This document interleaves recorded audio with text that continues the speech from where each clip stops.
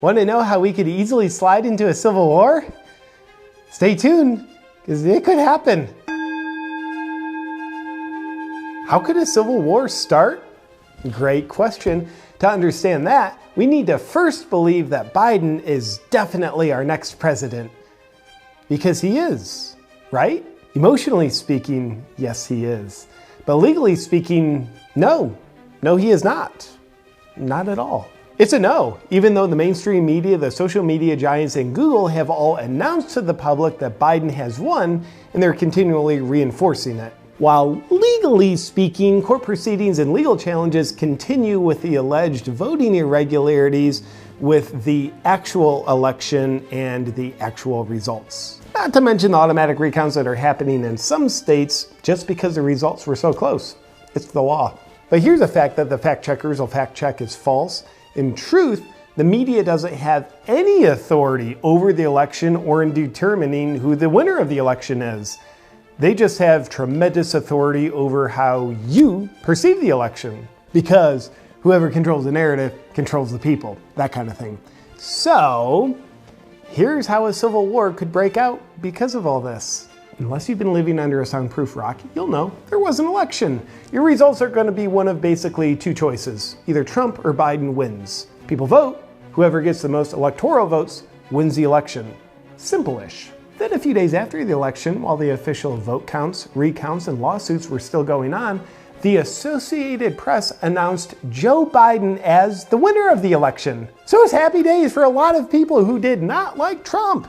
Easy to understand is he doesn't have the most humble personality on record. So many people's expectations and emotions are extremely elevated over a Biden presidency. Oh, and it's probably worth mentioning at this point, up here you've got a few very rich, powerful people who want their guy Biden in office and Trump out. They control the mainstream media and social media. The media continues to reinforce the emotions and certainty of a Biden win with a steady stream of headlines like these. Even on this video, you're likely seeing a reinforcement message that looks like this, or this. It's generated by the social media companies to try to convince you that the election's absolutely over. They also produce a steady diet of headline propaganda trying to convince you that even the idea that voting fraud could be a thing that could happen is preposterous as an idea, as a thought that the earth is flat. While headlines like these manipulate people into believing that the reason why Trump won't concede the election is because he's crazy, dangerous, and is refusing to leave the White House. So people are left with a feeling of absolute certainty that Joe Biden is their next president. Awesome. But here's the problem. The media doesn't have any authority to determine who the winner of the election is. Actually, zero. That's the exact amount of authority they have. Determining the winner of the presidential election is actually the legal responsibility of the Electoral College, the Senate, the House of Representatives, and the National Archives.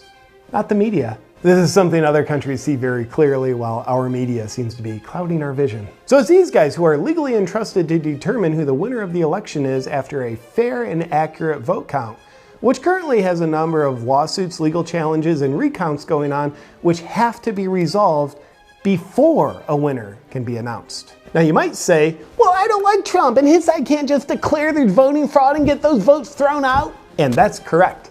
It's impartial judges within the US court system who get to determine if there's in fact any voting fraud and if any votes get thrown out. Thank God, because I'm pretty sure each side is dirty and dishonest enough that they'd both be willing to cheat and therefore shouldn't be trusted.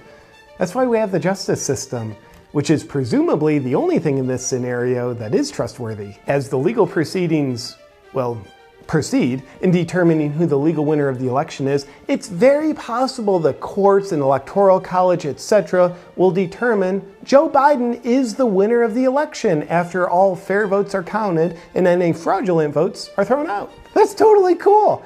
These people stay happy, democracy is upheld, and we can have faith in all future elections. It'd be great. Another possibility, and it might not have a high probability, yet it is realistically a possibility, is that Donald Trump proves to be the winner of the election, even after the media's called it for the other guy.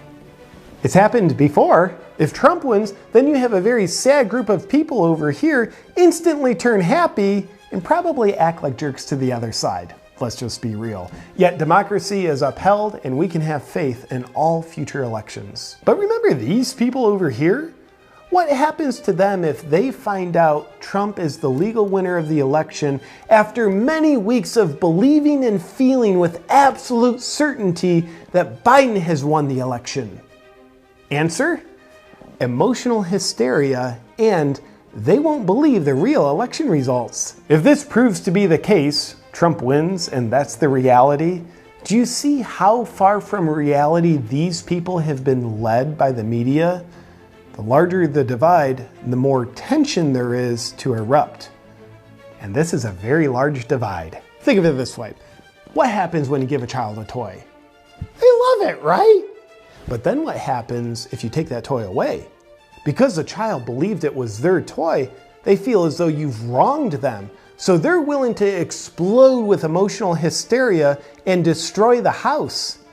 Except in this case, the house is our country. But when you factor in that we're living in a year where the media has already established that rioting is okay, then the child's basically been given permission to destroy the house. Because we've already practiced it. And then you have a civil war because the media's influence over people is stronger than the influence that the legal reality has over people. Because whoever controls the narrative controls the people. You get the idea. But why has this house of cards been set up this way? Because these people up here that really want Trump out of office are willing to manipulate people to destroy their lives and country to underhandedly get their guy into office. It's an attempt to have emotional persuasion overthrow legislation. Oh, and by the way, who are these people? I don't know. They stay behind the scenes because darkness loses power in the light. And again, maybe this scenario happens where the legal vote determining system declares Biden as the legal winner of the election. And that's great. But just in case, these people have used the media to put this into place.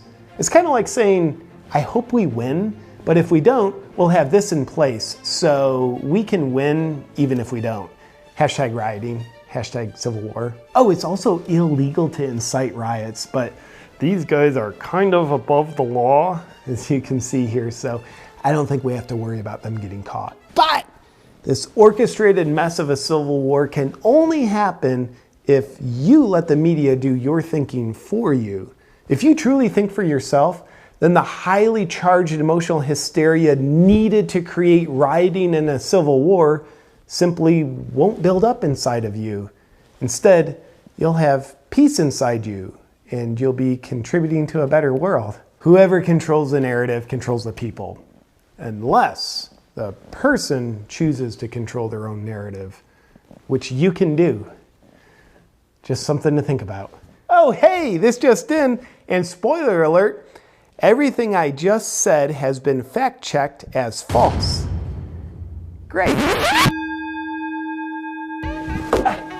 One more thing. I want to thank the sponsor of this video, Magnesium Breakthrough by Bioptimizers, because it actually helps promote inner peace. Now, I'm sure it's hard to figure out what you could possibly be stressed about right now, but there is one key nutrient that can significantly help reduce people's stress levels, and that nutrient is magnesium. High stress levels elevates the cortisol in your system, which breaks your body down, and you start to feel crappy inside your own skin with low energy. But taking magnesium can significantly help lower your stress levels so you can feel and function amazingly. Now, I want to tell you a secret that the mainstream media doesn't want you to know. Most magnesium supplements just contain one weak form of magnesium, but Magnesium Breakthrough contains all 7 forms of magnesium that your body needs. Let's put this crappy cushion on the chair because I'm doing well.